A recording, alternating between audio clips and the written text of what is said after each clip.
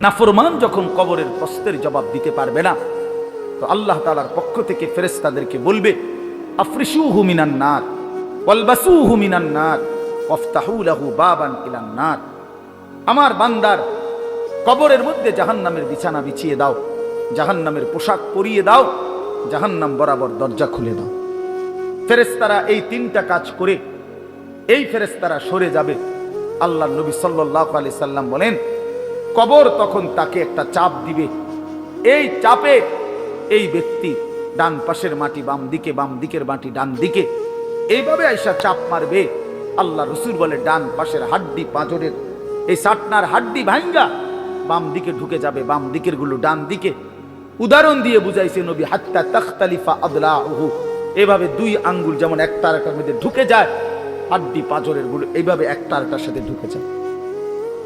আল্লাহর নবী সাল্লাল্লাহু আলাইহি সাল্লাম বলেন, ওয়া ইউকাইয়াদু লাহু মালাকুন আবকামু ওয়া আসাম্মু ওয়া আ'মা।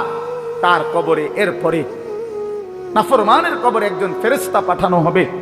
এই ফেরেশতা তিনটা গুণ, এই ফেরেশতা বোবা, এই ফেরেশতা বধির, এই ফেরেশতা অন্ধ। সে কথাও বলতে জানে না, কানেও শোনে না, চোখেও দেখে না। আল্লাহ রাসূল বলেন, ফায়ুতরাবু লাহু বিমিতরাকাতিন মিন হাদিদ। এই ফেরেশতা তখন তাকে লোহার গুর্জ, লোহার হাতুড়ি দিয়ে নাফরমানের বারবাতান বাইনা উযুনাইহি, দুই কান বরাবর মাঝখানে আঘাত করবে। এক একটা আঘাতে ফায়াসিহু সাইহাতান, নাফরমান এভাবে চিৎকার করবে, ইয়াসমাউহা মান ইয়ালিহি ইল্লা সাকালাইন, মানুষ এবং জিন ব্যতীত আল্লাহর কসম গোটা সৃষ্টি এই নাফরমানের আওয়াজ শুনতে পাবে, চিৎকার শুনতে। দোস্ত আমার, বন্ধু আমার, ছেলেরা আমার, জিন্দেগি বড় বেশি রঙিন মনে করছো তোমরা।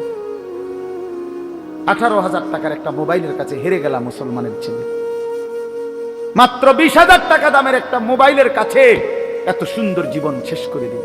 যাও যাও ছেলেরা যাও, কথা না শুনলে তো চলেই যাও। যার কথাটা পছন্দ হলো না, তুমি বাইরে চলে যাও, তাহলে আরো ভালো হয়। 2-4 জন না শুনলে কি হয়েছে? বসো, সবাই সবাই বসতে হবে এটার ভিতরে। এই যে ভাই বসো, বসো বাপ।